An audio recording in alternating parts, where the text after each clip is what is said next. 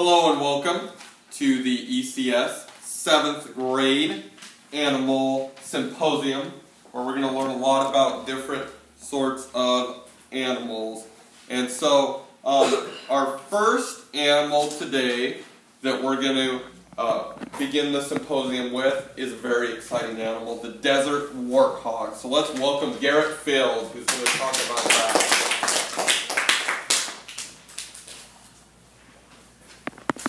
Okay, my report is on the desert warthog. The desert warthog is in the Animalia kingdom, which is the taxonomic kingdom, comprising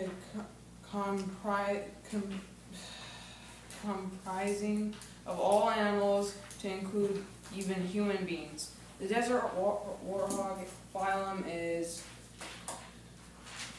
Corum data. The animal kingdom is Animalia, and order is Arctic. I can't read that, so I'm going to just skip it. The desert warthog family genus is Sudae, and species is P. I'm going to skip that.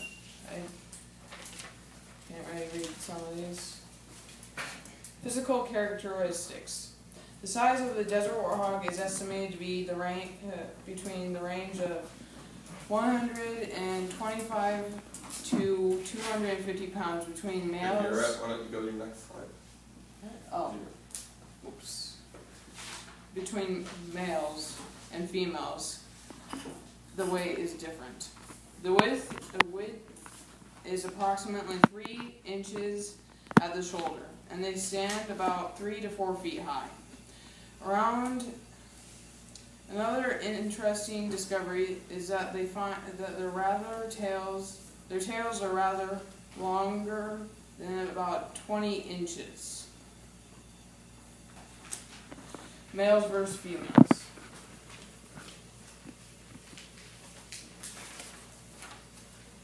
And yeah, so that's what the male looks like, and that's what the female looks like. Distribution. The desert warthog species is very widespread in several countries, but most are concentrated in several South African countries, such as Kenya, Somalia, Indonesia,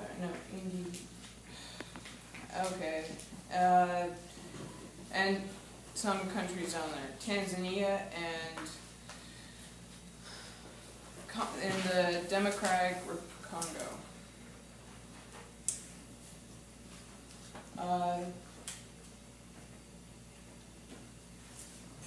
The desert warthog species is very spread out. Okay, it just repeats itself. Whoops. Okay.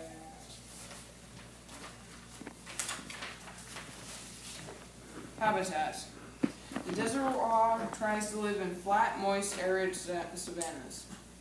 They like places with abundance of grass and weeds, with a place where there aren't many warthog families living in there.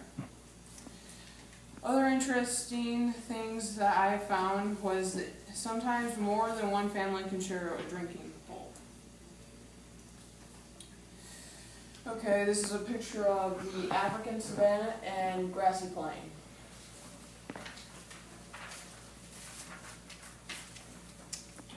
Conservation status. At this time, the classification is listed as least concerned in the IUCN Red List. Sometimes overgrazing by domestic animals and competition for water with humans and their domestic livestock can be affecting the population of the desert warthog in some regions. But these are estimated to have subject to go on evaluations.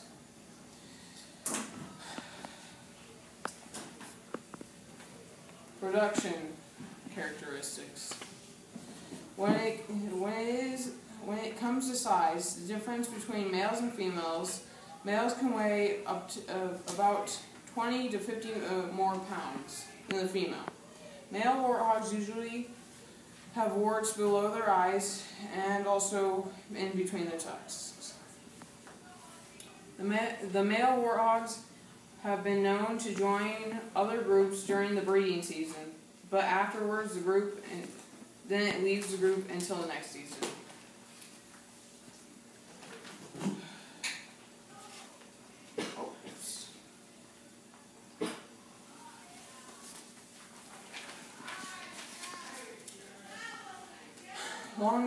Longevity and mortality. Other than some estimates that put the desert warthog longevity and mortality at about 15 years of age. More research needs to be done in order to get accurate information. The desert warthog does not hibernate, but is known to make burrows like other animals that actually hibernate. But this is only for protection and against animals and protection for their young.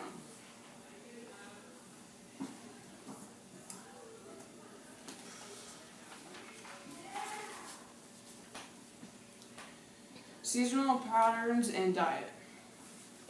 The main dietary habits of the warthog are that they mainly grazers who eat grass, but they will eat grubs by differing with their tusks. And that was by Janice or somebody. They prefer small grass and do so easily on their knees with an appearance to dislike specificality. I'll just skip that. For those movements. Predators and human relations. Desert warthog main predators are lions and leopards. They defend themselves primarily by fleeing and hiding in the holes that sometimes for a long period of time. Ever since humans started farming huge amounts of land in the plains of Africa, these animals have found their ways to raid farms and life resources. It is because of the farmers they have to be forced to kill them in order to protect their crops and livelihoods. And fun facts. Very little research has been conducted to get an accurate count on the population number of the desert warthog, mainly because they have been only located in remote villages somewhere in the desolate countries. The plage is coarse and actually very shards, except for a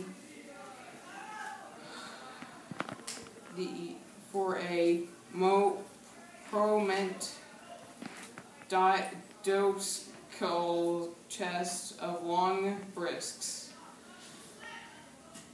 Normally, in young animals, especially, there is often a fringe or small or white hairs on their cheeks.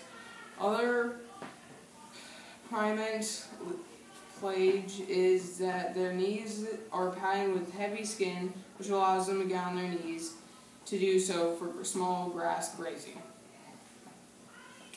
And now I go to the video.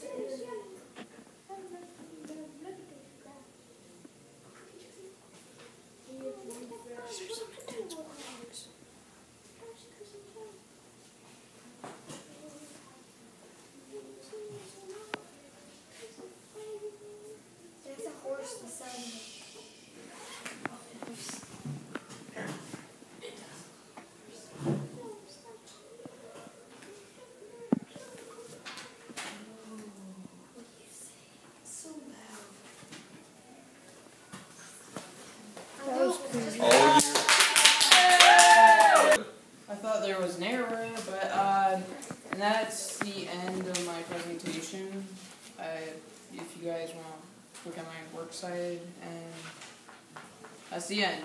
So now I have to ask you guys one question. Is that right? No, they're gonna ask you questions. Oh, I thought I was going to ask. That'll be later for the test. Oh, okay. Milo does? Yeah, Devin. and film it. Why do they eat on their knees? Because they have leather for their knees, and they prefer eating like small grass, so they basically eat on their knees to eat that. Haley. Why do they have like white stuff on their cheeks? I think it's just something that they're born with. I can't. No, these things have been really studied for a long period of time. We kind of recently found them. So, any more questions? No. Okay, we're done here.